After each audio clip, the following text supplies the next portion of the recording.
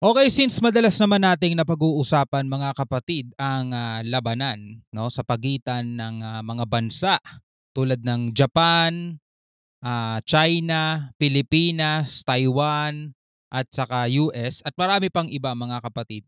Dapat ay matutunan din natin o malaman natin mga kapatid yung isa sa mga sikat na pinag-uusapan ngayon mga kapatid, lalong-lalo na sa mga social media app mga tol, no? Yung Battle of Yultong. No, alam nyo ba yung Battle of Yultong mga tol? At kapag madalas kang napapagamit nga ng mga social media like for example TikTok, madalas makikita mo yan sa mga comment section eh. So eto mga tol, ginagawa to ng mga kabataan ngayon para maipaalala no, para mag-viral yung isang particular na tema o topic no tungkol dito sa Battle of Yultong. Ano bang kinalaman nito mga tol sa mga Pilipino? No? So ito panoorin natin, pag-usapan natin 'to mula sa PTV Philippines mga kapatid, ang mahalagang papel ng mga Pilipino sundalo sa Battle of Yultong noong Korean War mga kapatid, no. So wag na natin patagalin pa. Panoorin na natin 'to. Ilang araw na lang ay atin ang bibigyang pugay ang mga nagsakripisyo para sa kalayaan ng ating bansa. Pero alam nyo ba, hindi lang mga digmaan dito sa Pilipinas nakita ang galing at dedikasyon ng mga Pilipinong sundalo, kundi maging sa makasaysayang Korean War. Bago natin 'to ipagpatuloy mga tol, tatanungin muna kita. Sana mag-comment kayo mga tol.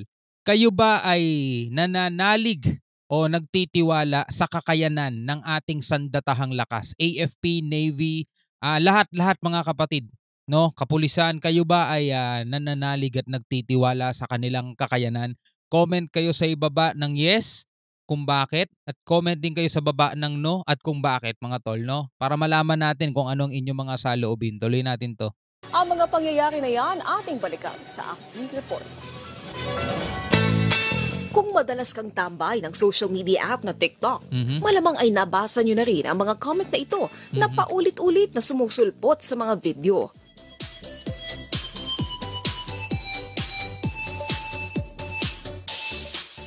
Ha? Battle of Yultong? Ano yun? Ayon sa mga eksperto, ang paulit-ulit na pagko-comment sa mga post sa social media ay isa sa mga paraan ng mga netizen para mag-viral o mapag-usapan ang isang paksa. Pero ano nga ba ang Battle of Yultong at dapat nga ba itong mapag-usapan? Nakilala namin ang isang veteranong defense reporter ng Philippine News Agency na may malalim na kaalaman kung ano nga ba ito. Siya si Ben Cal. Paliwanag niya, ang Battle of Yultong ay isa sa mga mahalagang laban na naganap sa Korean War noong dekada 50, kung saan tinangkang sakupin ng North Korea ang South Korea. Nakatanggap ng tulong ang North Korea sa China at nooy Soviet Union. Tandaan niyo mga tol, South Korea ang gustong sakupin ng North. Nakatanggap sila ng tulong sa Soviet Union at saka sa China. Biruin mo mga tol. Ang South Korea naman ay pinadalan din ng tulong ng Pilipinas mga tol. Kaya galit din sa atin ng North Korea eh. No, pinadala natin sila ng tulong at eto ngayon mga kapatid. Maganda kung isa sa pelikula rin to eh, no? Sana merong mayamang producer na magsa-pelikula nito. Ang South Korea ay nakatanggap ng tulong sa mga bansang miyembro ng United Nations dahil pinagitnaan ng dalawang malalaking digmaan, ang World War II at Vietnam War. Nakilala rin ang Korean War bilang Forgotten War. Gumawa ng makabuluhang desisyon ang gobyerno sa ilalim ni dating Pangulong Elpidio Quirino na magpadala ng humigit 7,000 tropa ng Pilipinong sundalo, kung saan Pilipinas ang isa sa mga unang bansa na rumisponde. The Filipinos are greatly appreciated by the Korean government because the Philippines was the first nation to send combat troops during the Korean War in 1950. Para sa mga kawal ng Pilipinas, ang Battle of Yultong ang naging pinakamadugong bakbakan sa Korean War. 40,000 Chinese at North Korean volunteers at military ang sumugod sa pinakamalaki nilang opensiba sa Yultong Bridge. Grabe no? 40,000 na Chinese at North Koreans mga tol doon sa may Yultong Bridge sumugod. No? So ano ang papel ng Pilipinas dyan? No? Tuloy natin. Military ang sumugod sa pinakamalaki nilang opensiba sa Yulton Bridge. Sa dami ng kalaban, nilisan na ng ibang banyagang militar ang kanilang pwesto. Pero nanatili ang nasa 900 Pilipinong sundalo sa posisyon kung saan 500 kalaban ang kanilang napatay. Grabe mga tol, tignan nyo. Battle of Yultong, 40,000 ha, na Chinese at North Koreans.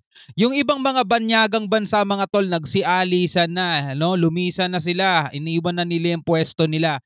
Pero ang nanatili mga kapatid, ang palabang Pilipino, 900 Filipino ang natira.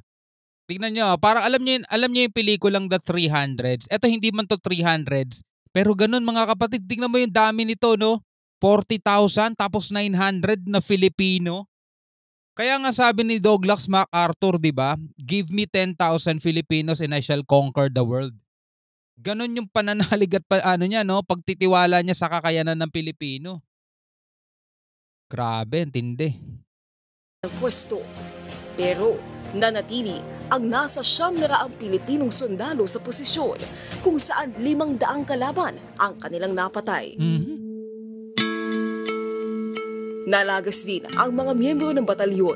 Dahil dito, ginawaran ng pinakamataas sa pagkilala ng South Korea sina Captain Conrado Yap at Major Maximo Young. Doon sa Korean War, sinasabi ni MacArthur na may quotation, "Give me 10,000 Filipino troops and I will conquer the whole world." 10,000 lang yun ha. Ganon lang katapang ang Pilipino talaga. Isa rin sa mga sundalong napadala noong digmaan ay si dating Pangulong Fidel V. Ramos na nooy isang second lieutenant na ipinanalo ang isa pang mahalagang bakbakan laban sa ilang Chinese communist, ang Battle of Erie Hill.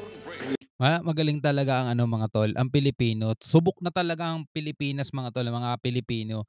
Kasi marami na tayong pinagdaanan kahit nung panahon pa ng mga Kastila mga tol, talagang lumalaban ang Pilipinas. Kaya ngayon sa panibagong banta ng pananakop mga tol, dito pa ba tayo magwawatak-watak? 'Di ba? Dito pa ba tayo maghihiwa-hiwalay dahil lang sa politika, 'di ba? Dahil lamang sa mga sinusuportahan ninyong politiko. Dapat ang titignan niyo mga kapatid dito. Ano ba yung ipinaglalaban natin, 'di ba? Ipapamigay na lang ba para safe? 'Di ba? Papamigay na lang ba? Mga kapatid, walang safe, no? Walang safe sa pagsuko. Kasi kapag sumuko ka, aalipinin ka nila. Alangan na syempre, gawin ka nilang aalipinin ka nila. Ang aanuhin nila mga tol, ang paprioridad nila, yung mismong kalahi nila. Ikaw, dahil nga sinakop ka na nila, paaalipinin ka na niyan mga tol. 'Di ba? Walang safe doon. 'Di ba?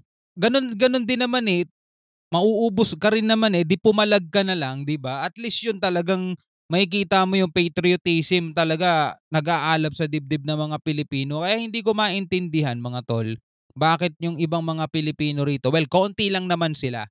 No, konting-konti lang naman sila mga kapatid. Yung ibang mga Pilipino, parang mas gusto na lang nilang ipamigay na lang kung ano yung meron tayo mga tol para lang maiwasan yung sinasabi ng digmaan na parang imposible naman din mangyari at parang ang hirap mangyari. Kasi kung titignan mo nga, wala rin namang kakayanan kasi yung bansang nananakot sa atin di ba? Wala naman talagang kakayanan din Yung heroism talaga ng the Filipino showed ang heroism natin sa Korean War dahil despite the fact na lang tayo, not a rich country, but when it comes to patriotism, mga ganong love of country, ganyan, maasahan ng mga Pilipinos. Ang kauna-unahang pagsabak ng mga Pilipinong sundalo sa pakikidigma sa dayuhang bansa ang siya ring kauna-unahang ipinanalo ng Pilipinas. At bagamat maraming taon na ang lumipas, pinatunayan na mahigit 7,000 Pilipinong sundalo ang kahalagahan ng pagsulong ng demokrasya sa tulong ng katapangan, kagitingan at kapatiran. Sanang tumipon sa ating lahat ng mga tol. Problema kasi hindi natin alam kung nababawasan ba yung heroism na sinasabi kanina nung ini-interview si Tatang, no mga kapatid. Pero alam nyo, hindi nyo kailangan sumabak sa gera. Hindi nyo kailangan humawak ng sandata para makipagputukan no para sabihin nyo lang na pinaglalaban nyo bansa. Hindi yun mga tol eh. 'Di ba? Maraming paraan para manalo ka ng walang gera, mga tol. Yung ginagawa ng mga pro-China, ginagamit talaga nila yung panakot. Kasi wala namang laman ng mga utak ng mga yun eh. Oo, matalino sila sa ibang mga bagay. Pero ang agenda nila kitang-kita at talagang hindi nila nalulusutan mga tol. Kitang-kita naman talaga agenda nila eh. Huwag kayong magpapadala sa agenda ng mga yun mga tol. Dito kaya natin pinag-uusapan tong mga ganitong mga bagay para at least tumimo sa ating mga puso't isipan, mga kapatid, na kailangan talagang panindigan natin. Tayo'y Pilipino, kailangan tayong lumaban kung kinakailangan, di ba? Hindi yung tipong magpapaalipin ka na lang, di ba? Kasi ano yun mga kapatid eh, talagang pwede mong sabihin kataksilan sa bayan mga kapatid, yung ibebenta mo na lang yung bayan mo para sabihin na lang nating ah, wala nang gera-gera, suko na lang agad, no? Hindi maganda yung mga tol eh. Alright, so ikaw bilang isang Pilipino, ano masasabi mo rito? Comment ka na lang sa baba. Hanggang sa muli, ako nga pala si Shobal D. Peace out.